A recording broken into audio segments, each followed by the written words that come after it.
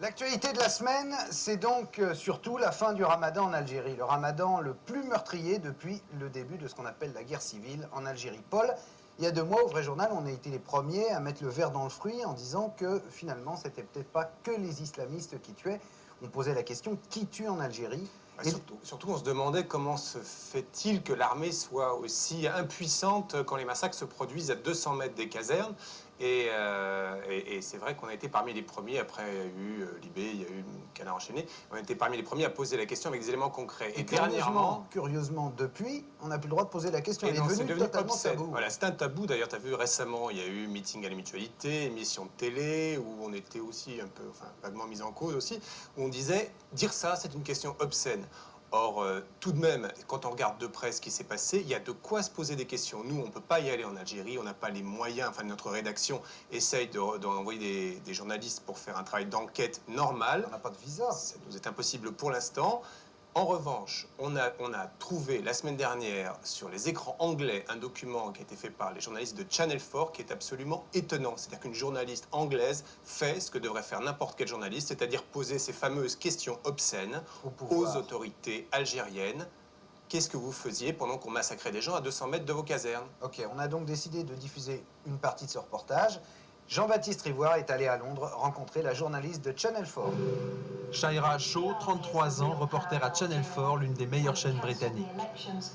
Après 3 mois d'enquête, elle vient de réaliser un document remarqué sur la sale guerre qui ravage l'Algérie. Octobre, nous arrivons dans les zones de massacre, escortés par des gendarmes algériens. Ils sont là pour nous protéger, mais aussi pour nous surveiller. Dans cette ancienne colonie française, le conflit a débuté en 1992. À l'époque, le Front islamique du salut était sur le point d'être élu au pouvoir, mais l'armée a annulé les élections. À partir de maintenant, notre escorte ne nous lâchera pas d'un pouce.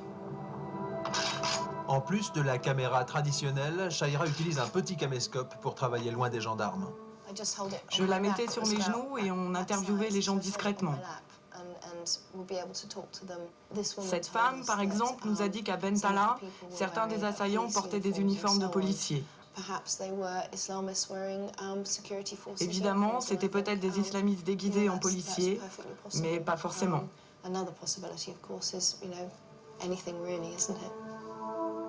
Autre découverte de Shaira, les habitants de Bentalha avaient acheté des sirènes pour prévenir l'armée en cas d'attaque terroriste.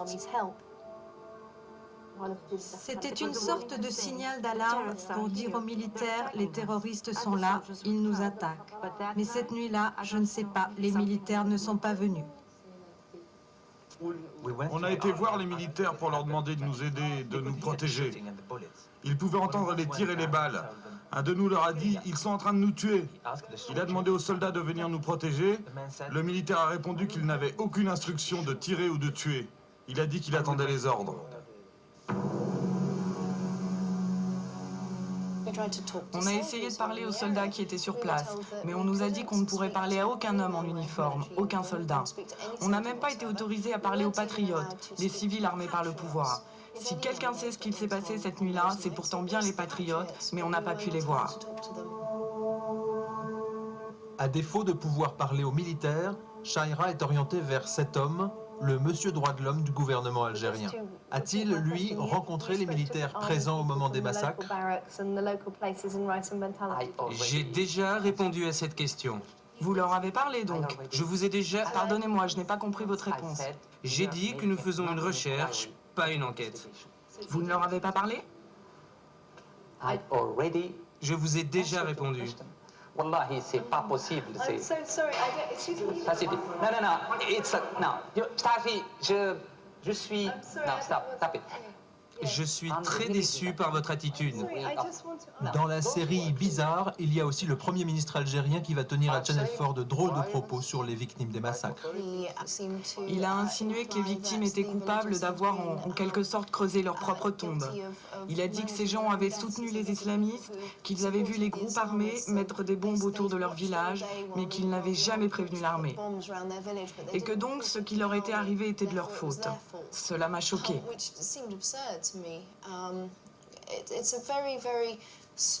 C'est vraiment une drôle de réaction pour un chef d'État.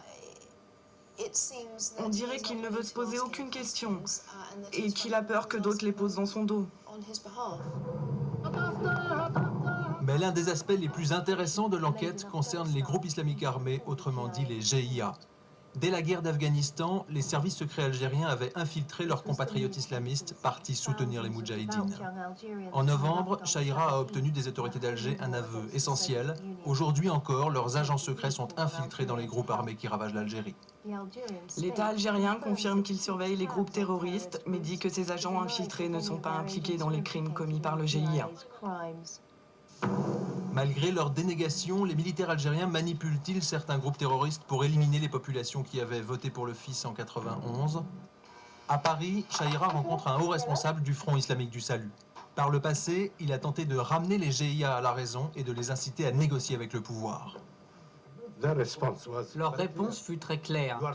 Ils nous ont traités de traîtres.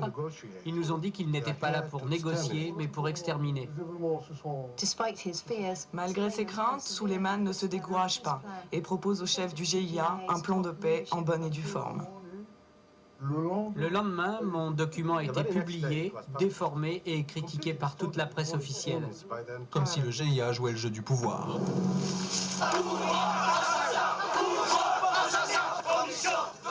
Comme ces manifestants d'Alger, Shaira est aujourd'hui convaincue que si les islamistes tuent, le pouvoir est aussi responsable de certains massacres. Pour elle, présenter tous les islamistes comme des monstres est une stratégie politique. D'une certaine façon, les islamistes en tant que monstres sont très pratiques pour les autorités au pouvoir à Alger en ce moment. Car si vous êtes le dernier rempart, le dernier mur contre un monstre diabolique, alors vous pouvez violer allègrement les droits de l'homme. Vous pouvez vous servir largement dans les revenus du gaz et du pétrole du pays. Vous pouvez vous maintenir au pouvoir et annuler les élections. Je pense qu'en France, les gens devraient se demander si, au fond, ils n'ont pas intérêt à mieux comprendre ce qui se cache derrière ce monstre islamiste. On y reviendra certainement.